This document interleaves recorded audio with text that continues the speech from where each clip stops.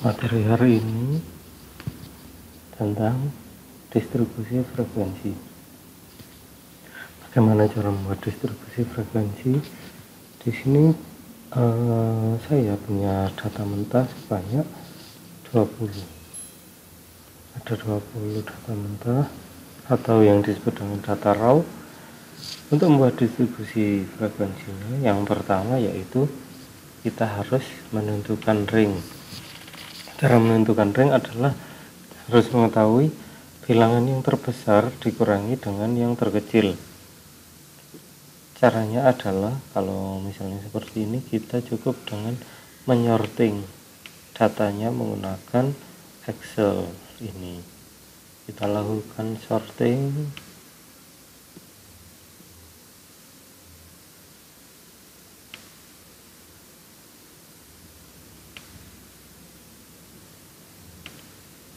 Nah, seperti ini. Akhirnya yang paling tinggi yaitu 97, yang paling rendah adalah 51.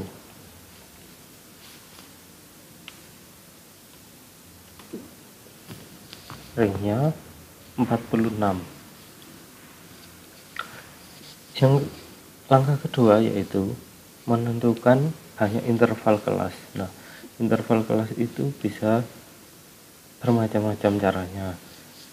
Jika soalnya menyebutkan bahwa harus ada sejumlah interval kelas, maka kita langsung saja memprosesnya. Akan tetapi jika di soalnya tidak menyebutkan secara langsung berapa banyak interval kelas yang harus dibuat, maka kita harus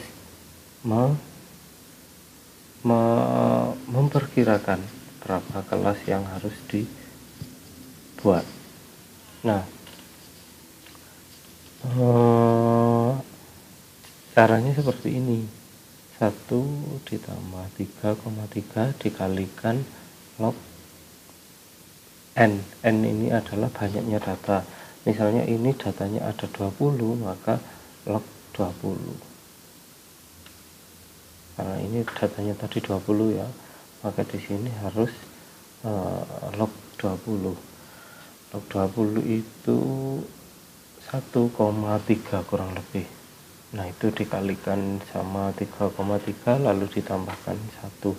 Hasilnya adalah 5,2. Nah, ini bisa dibulatkan ke atas atau ke bawah. Biasanya pada umumnya rentang dari hanya interval kelas itu bernilai dari 5 sampai 20 gitu.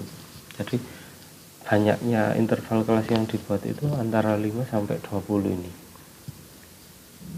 Ini 5,2, kita anggap saja kita bulatkan jadi 5 gitu ya. Kita bulatkan ke bawah jadi 5. Itu nanti akan diproses di langkah yang ketiga ini. Tentukan hanya interval kelasnya, misalnya ini 5. Nah, yang di bawahnya tentukan lebar interval kelas. Lebar interval kelas ini caranya yaitu ring dibagi dengan banyak interval kelas. Jadi 46 dibagi 5. 46 dibagi 5. Seperti ini. Hasilnya adalah 9,2. 9,2 kita bulatkan jadi 9. Kita bulatkan ke bawah dulu. Lebar interval kelas ini berarti nanti setiap kelas itu lebar intervalnya 9, sejumlah 9 ini.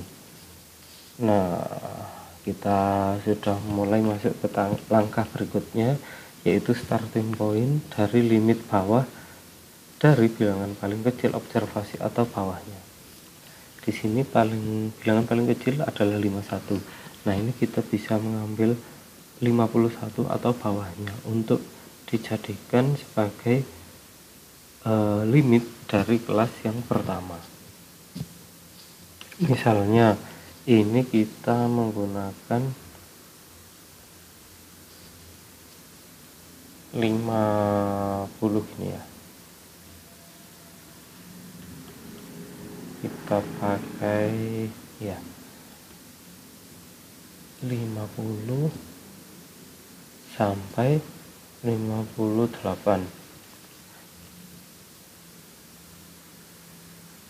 misalnya seperti ini. Terus 59 sampai 59 ditambah 8 adalah 67.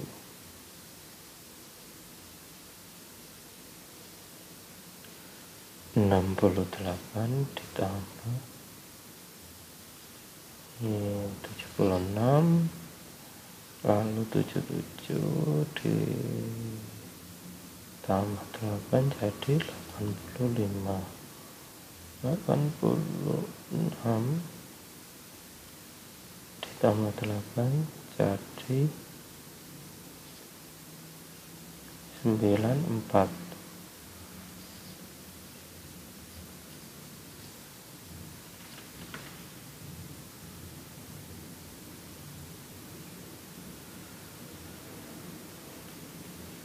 Nah, ini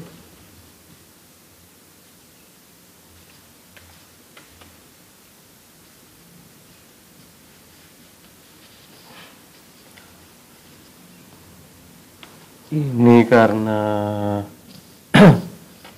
nilai supaya apa istilahnya, lebar interval kelasnya ini bisa sama. Jadi biar bisa sama ya seperti ini, maka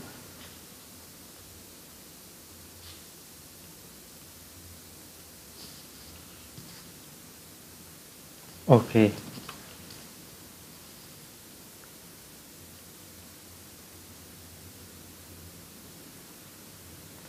Apakah sudah memuat semuanya? Sepertinya ini 45 ini belum ya.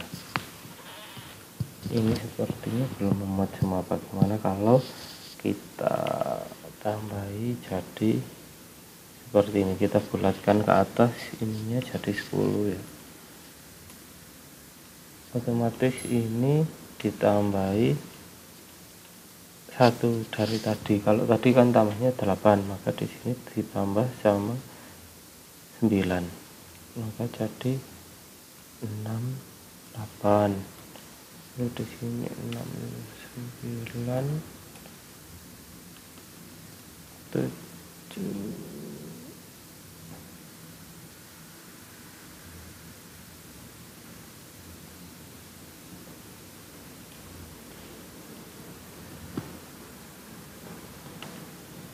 Ini 7, 9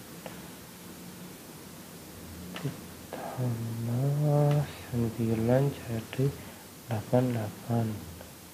89 ditambah 9 jadi 9.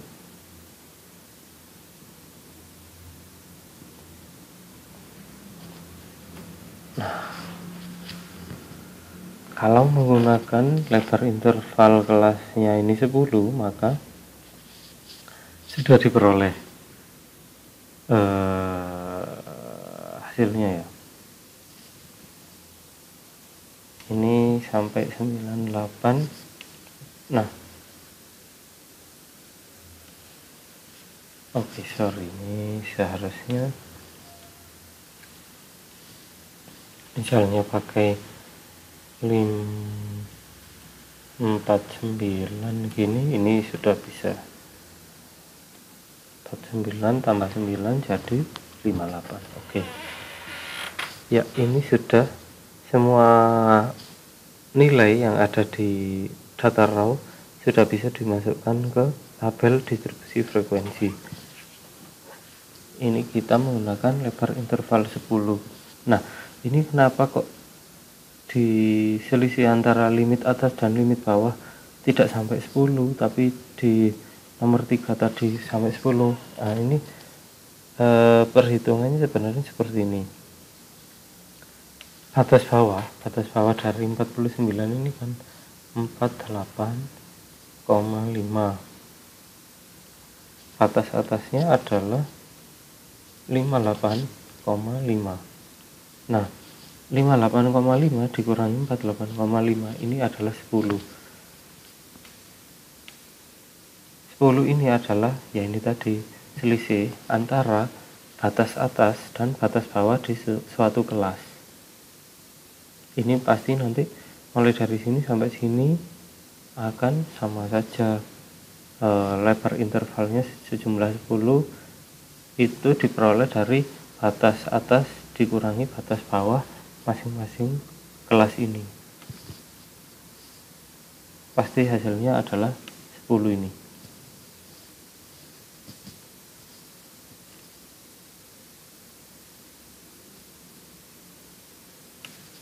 Nah, ini sudah selesai, sudah terbentuk ya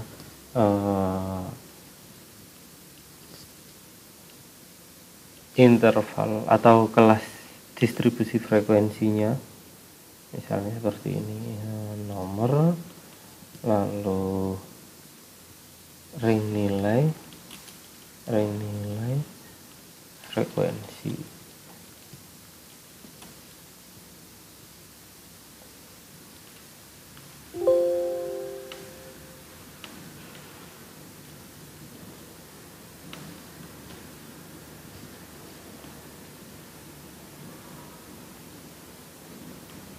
Frekuensi kita bisa memanfaatkan dengan Excel ini. Apabila tidak memakai Excel, kita harus menggunakan turus. Turus itu seperti apa? Seperti kita sewaktu menghitung perhitungan suara kayak pemilu atau pemilihan kepala desa seperti itu ya, ketika di desa atau di TPS tempat pemungutan suara. Nah, itu yang dinamakan turus, yang pakai seperti lidi satu batang dan nanti biasanya ketika 5 itu nanti akan di garis pinggir seperti ini. Nah, yaitu itu yang disebut dengan turus. Ketika menggunakan Excel, kita tidak memakai turus pun juga bisa. Caranya adalah seperti ini. Misalnya 49,58. Ini tadi datanya kan sudah diurutkan nilainya. Langsung saja. Ini kan kelas yang pertama ya, ini saya tandai. Kelas pertama itu yang maksimal sampai 58. Nah, terus yang 50 ini ada 1, 2, 3, 4, ada 4 datanya. Lalu 59 sampai 68 ini masuk kelas 2.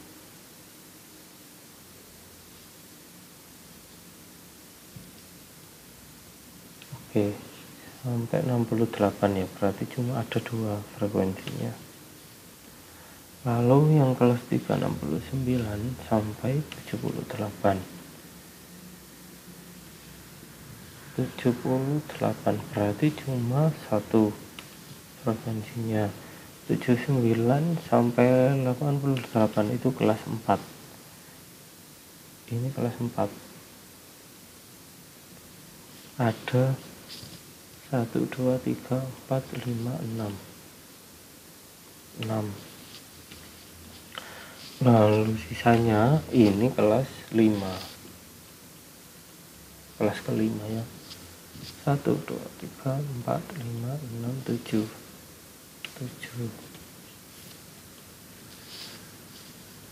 Kita jumlah apakah betul 20?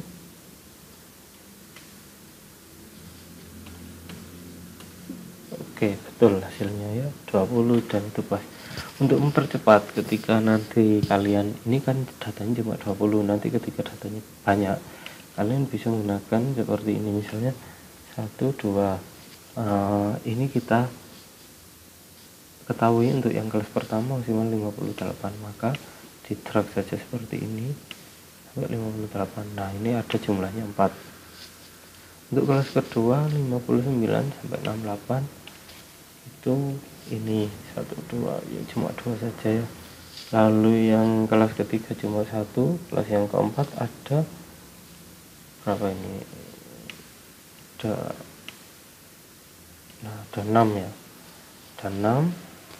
Lalu di kelas ke